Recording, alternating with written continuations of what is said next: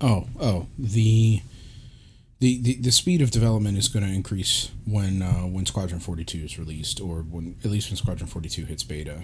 This is how many of you people have heard this? How many of y'all have heard this? I know this is something that is frequently touted in the circles that I run, the discords that I'm a member of, the Spectrum channels I'm in. Is this the case? It seems that when I talk to these people and when I explore this idea, it seems that there's a very black and white perspective on this.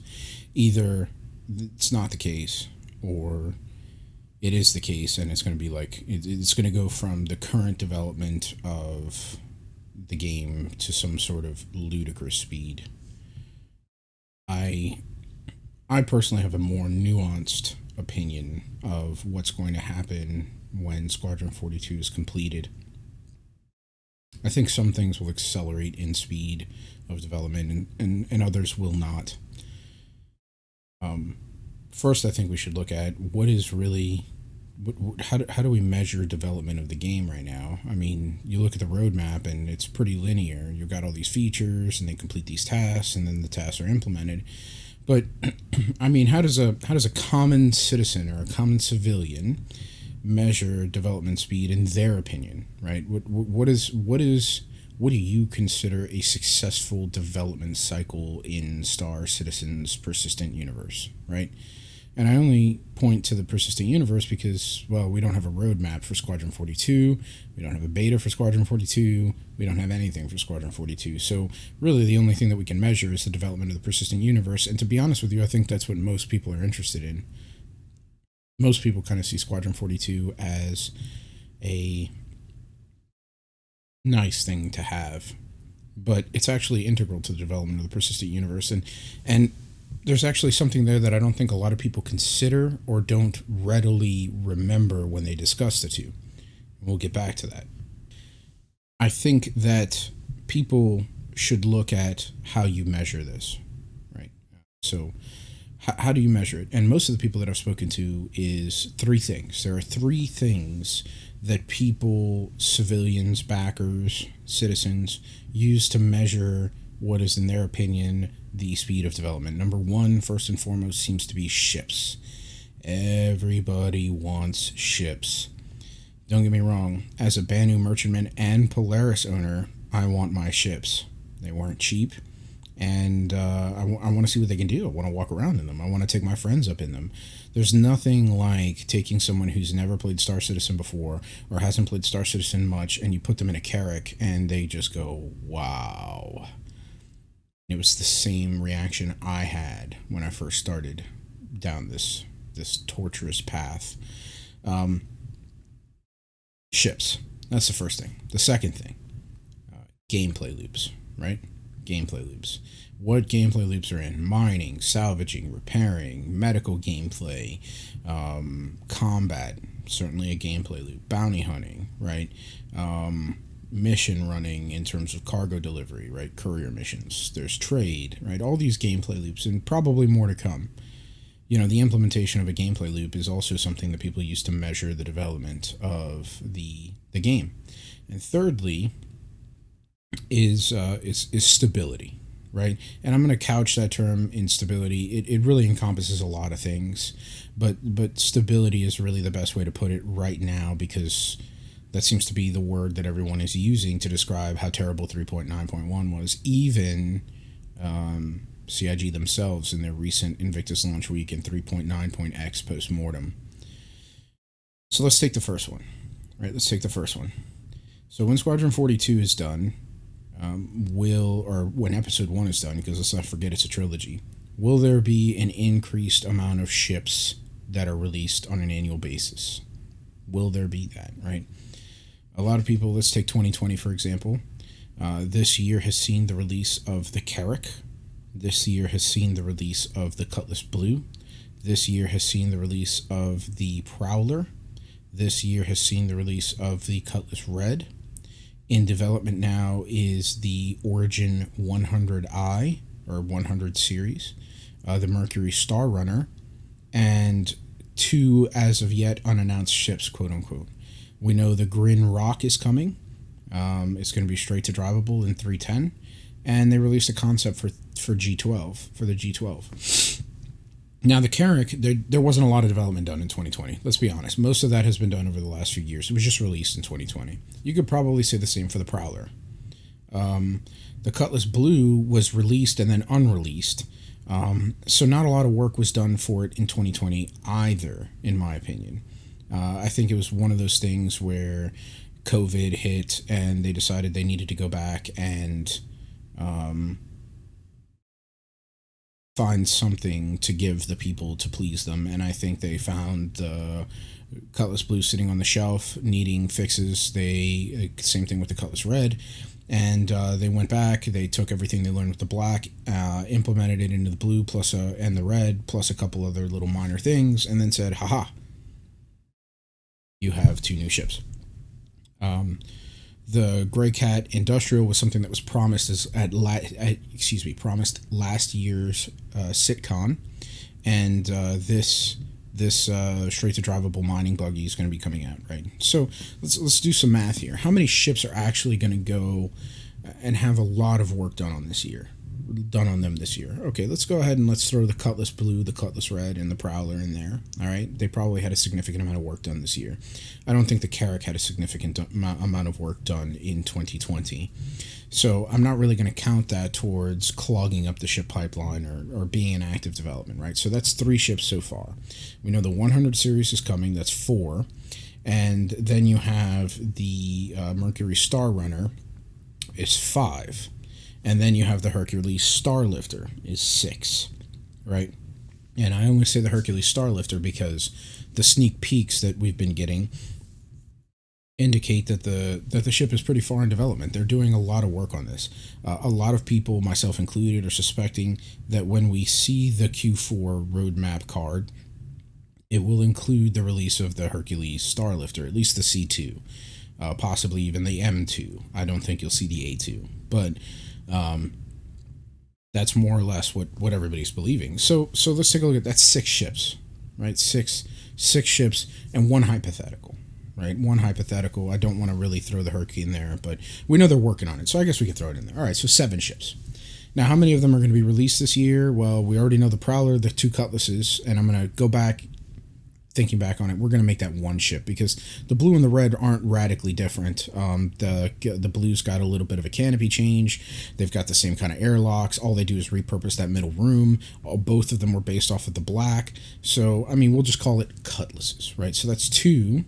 Right, 2, and then let's go ahead and say a vehicle, which we know is the Grey Cat Rock, which is done. So that's 2 ships, the Cutlasses and the Prowler and the Grey Cat Rock are so far the major work flows this year that have been released.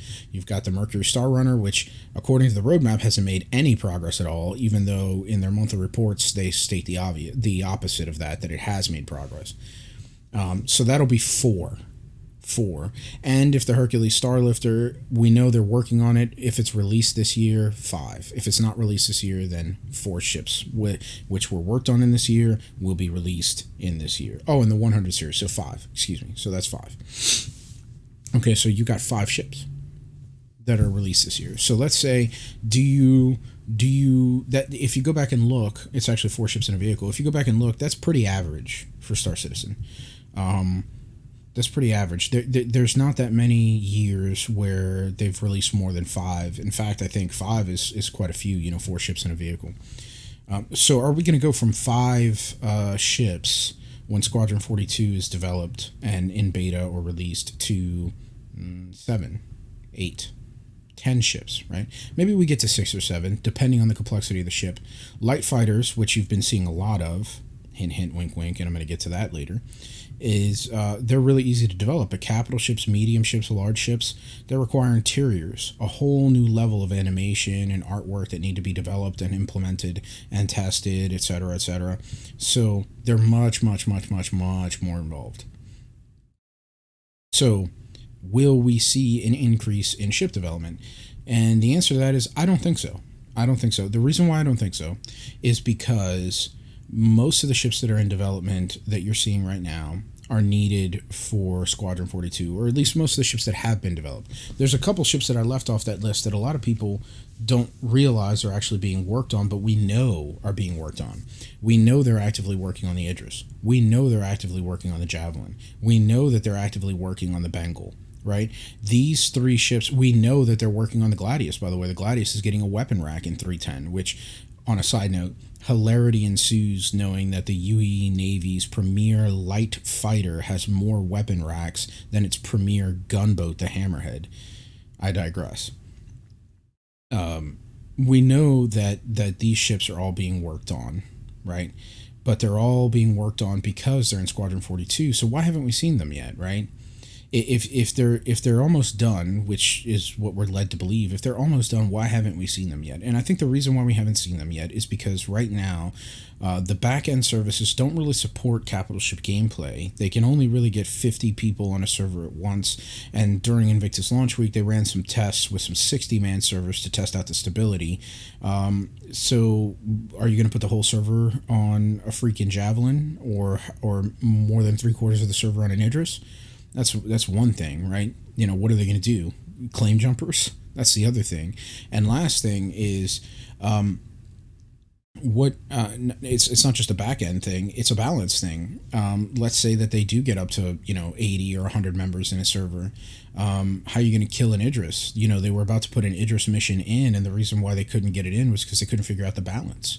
It either took too long to kill or it took too short to kill because there are no physicalized components in the game, and physicalized components are waiting for the power system to be completed and developed before they're implemented, because CIG has stated that the way that they see capital ships going is they will have a much longer TTK, but the reason for that's time to kill for you non-gamers out there. The reason for that is it's a capital ship, or it's a capital ship in comparison to a light fighter or a freighter or something like that, right? And so what they envisage the gameplay being is targeting specific components and destroying or disabling them to facilitate the destruction of the ship, right? And they're not in yet. So it's hard to balance, especially when their designs are designed around these physicalized components. So you won't see the Idris come in, probably as a player ship at least, until the back end services are made to the point where you can get multiple instances of a server or many people on the same server, which means you're going to need server meshing, and you're certainly not going to see it as a player ship until you see physicalized components in game, and you're going to need to give this Idris crew something to do. Again, what are they going to do? Run claim jumpers? So I know people come back and argue, well, they have the Reclaimer in game and they don't have any salvage mechanics, they have the Carrack in game and the Freelancer Dur, and they don't have any exploration mechanics and all these Pathfinders. That's true, but I think that's a little bit different, because at most you're looking at the Carrack and the Reclaimer with 5 to 6 man crews, and you can still use them for other things like running claim jumpers. That's a little bit more palatable. Or just fly around and use them as screenshot generators. But that's a far cry from the 50 that you need to crew in Idris. So in any case, will ships increase in speed? And I don't think you will, because I think that most of the ships that you're seeing that a lot of people don't realize are being developed are already being worked on. And so what I think you'll see is the same number of ships developed per year. I just think that you're going to see a focus more on the number of ships that are developed being specific to the persistent universe, such as the Polaris and the Banu Merchantman. We don't know that they play a role in Squadron 42, and they probably don't, being that they're not currently being reconcepted or developed in any way right now. So you will see an increase in development of ships which have not been historically developed, like that, which meet the combat gameplay, right? So you'll see Polarises, they've got their gameplay loop in, right? Ships like that. The Redeemer, we know they're doing some work on that, but I don't think they're doing very much on it. I think they just kind of reconcepted the exterior. So all these things being said, Are we going to see an acceleration in the ship pipeline? I don't believe so. I don't believe so. Remember, we counted that they're working on four ships in a vehicle, but again, they're also working on the Idris and the Bengal and some other ships. We know they're working on the Vandul ships, so they're probably working on 7 to 8 ships. You only see progress on a few of those ships a year, right? So let's move on to the next thing, gameplay loops. Gameplay loops. Are we going to see an acceleration in gameplay loop development after the completion of Squadron 42? And the answer to that is also, I don't believe you will see a marked improvement. Going back to the ships, I think you might see some. You might go from 6 to 7 ships a year. You might get up to 6 to 7 ships a year, but you're not going to be a huge improvement. I think you might see some improvement in the development of gameplay loops, but when you really think about it,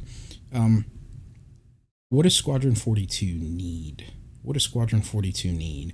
Squadron 42 needs a combat gameplay loop because it's predominantly a space combat simulator. So you're going to be up in space shooting pirates, shooting Vandul, in your Gladius or in your F8 or, whatever. You're going to be down on the ground, sneaking into facilities, as we saw in that vertical slice gameplay that they released, I think, at last year's SitCon.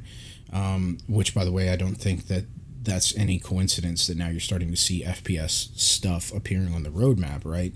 Now that they're kind of iterating through the flight mechanics. So these gameplay loops are the ones that you won't see are the ones that are not necessary for Squadron 42 development right now.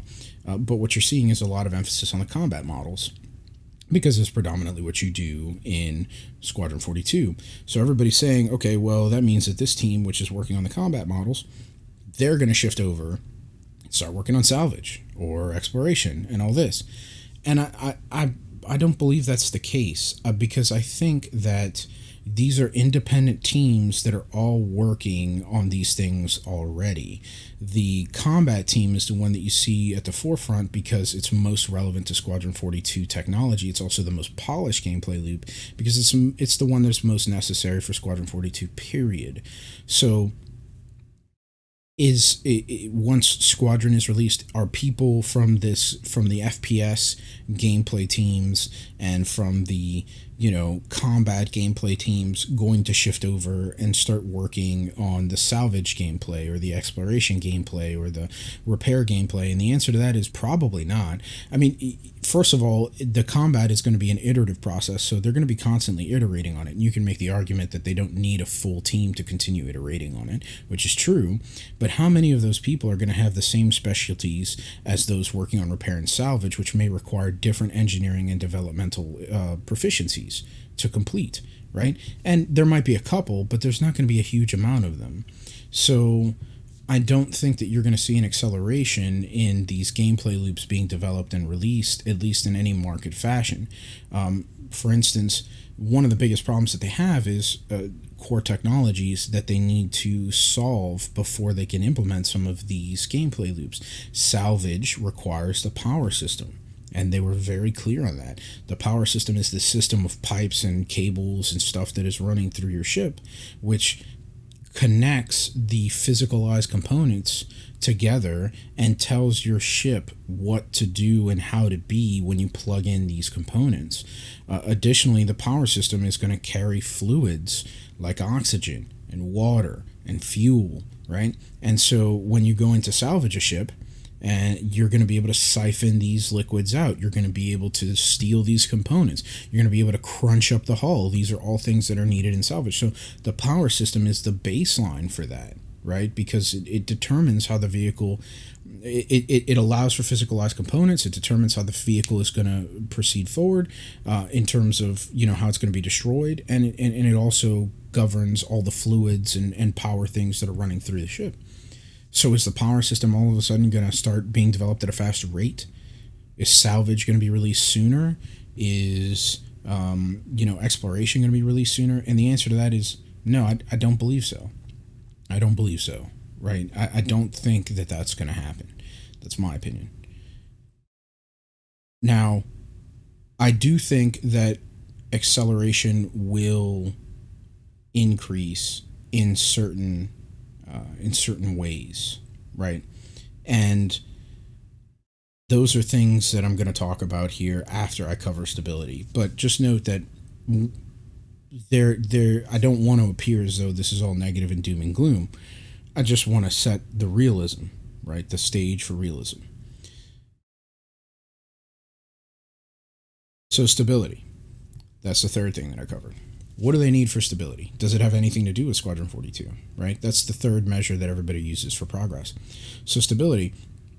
What do they need for stability? Well, they came out in their post-mortem for 3.9.x and Invictus Launch Week and said that they were really disappointed by, all of the stuff that happened with the server stability, and that they thought they could handle the server load with their first generation hardware. They realized that that's not the case.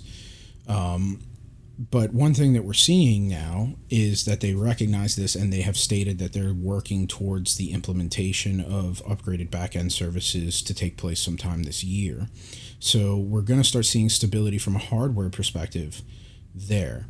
310 is currently in Avocado PTU testing, and there seems to be a stronger testing focus than previously on removing game-breaking bugs and server crashes and client crashes before it even goes to Wave 1 PTU. So this thing has been sitting in Avocado PTU for probably 3 weeks now as of the recording of this video, and we still have no end in sight as to when it's going to come to Wave 1 or go live. And technically, according to the promise that they made, it's late because it was supposed to release in quarter 2, and here we are, we're in quarter 3, July 12th. So will stability increase in any marked fashion when Squadron 42 is completed, right? Because that's the argument here. And the answer to that is no. These are separate teams that aren't even working on Squadron 42. They're working dedicated to, improving netcode, right? And getting server stability to function. These people are probably working on server meshing. These people are the people that are working on the implementation of the iCache, right?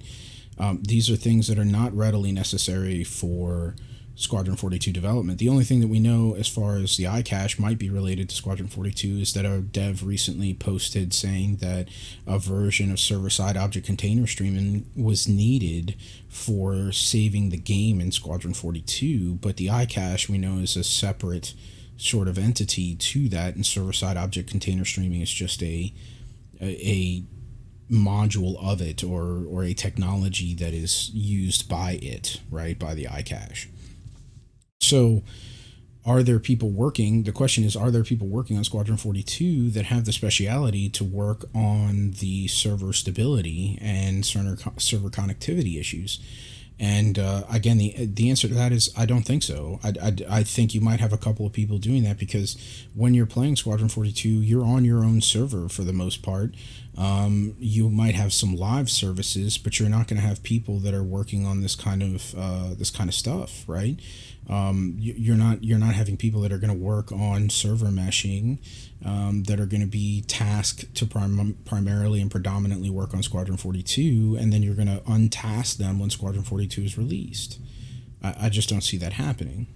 So, because it doesn't exist. I think that if they are experts in server meshing or in net coding or in network connectivity and server stability and things of that nature, they're already working in that department. They're not going to task them to go to Squadron 42 and say, oh, when you're done coding Squadron 42 stuff, then we're going to pull you back and put you on the server connectivity team or the server stability team. That's not a thing, right? So where are we going to see some improvements? Right? Are we going to see, because at the beginning of the video I said that it's black and white, and I've kind of gone through some things. Basically, I've hit the 3 high notes that most backers look at for what they measure as progress, and I don't think that we're going to see massive improvements in those 3 areas, but I do think we're going to see improvements in other areas. What areas are those? So I think the place where you're going to see the most increase in development once Squadron 42 is completed as it relates to the persistent universe is star systems, right? Star systems. I think that the teams which are creating the environments for Squadron 42 are going to be shifted over to creating environments for the persistent universe. So you'll probably see an increase in the number of systems and planets and stars and landing zones. Those things you'll start to see more of. Maybe POIs. And by the way, I'd like to point out, if you start seeing these POIs, these places of interest, this could tie in to another gameplay loop like exploration, for instance. You've already got your exploration ships in, so if you can start to generate these POIs, right, you can then create the link, which is the scanning gameplay. And we have scanning gameplay level 0 right now, and so they can start to iterate on that once the POIs are in the game. So you will see one gameplay loop probably begin to advance, and that is exploration. You will see more environments. So I think those are some logical things that you might see increase in development cadence. You might see more of them. You'll see more star systems, right? More places of interest. Where else? So you might start to see more mission givers, because the mocap animators are all working on Squadron 42 with these big artists and, actors, and they're taking they're mocapping them, and they're creating the animation, and then they're releasing, these, they're creating all these quote unquote cutscenes, even though they're not cutscenes, because you're sitting in them, right? That you don't break out and cut away from the game. You're like, if you look at that vertical slice when you're sitting with Mark Hamill, and I forgot what the other actor's name is, in the briefing room of the pre-alpha gameplay footage for Squadron 42, that's the kind of stuff that they're going to need mocap for. So how is that going to apply to the persistent universe? It's going to apply to the persistent universe in the form of mission givers, right? And, so those mission givers, you'll start to see more of them, right? And something that kind of is tied into that, which you're also going to see an acceleration in, and we've already started to kind of see an acceleration in, is the lore and the narrative team. Squadron 42 needs a very large lore and narrative team. They're writing the lore of the game and the narrative of the game, and that is, taking most of those writers' time up, and that will free them up to start writing more lore posts and working with the mocap team and the animation team to create mission givers, which should exist in the lore, and so on and so forth, right? And so I think that those are the areas that you're going to see massive development, right? Well, not massive. Let me step back. You're going to see more development. You're going to see more content along those lines. Now, if that's something you're really interested in, then that's great. If that's something that you use to measure development of the game. If you don't use that to measure the development of the game, fear not, because Squadron 42 will happen. Squadron 42 will happen. The persistent universe will happen. We all want it to get here sooner rather than later. We don't know if that's going to be a thing or not, but we all sit by and hope that it will. I'd love to hear from you. I'd love to hear your comments, your suggestions, what you think of this. Do you have any points or counterpoints about whether or not this will increase the persistent universe development if Squadron 42, or rather when Squadron 42 is completed? I'd love to hear from you. But thanks for watching, and please subscribe. I'll have more content like this in the future.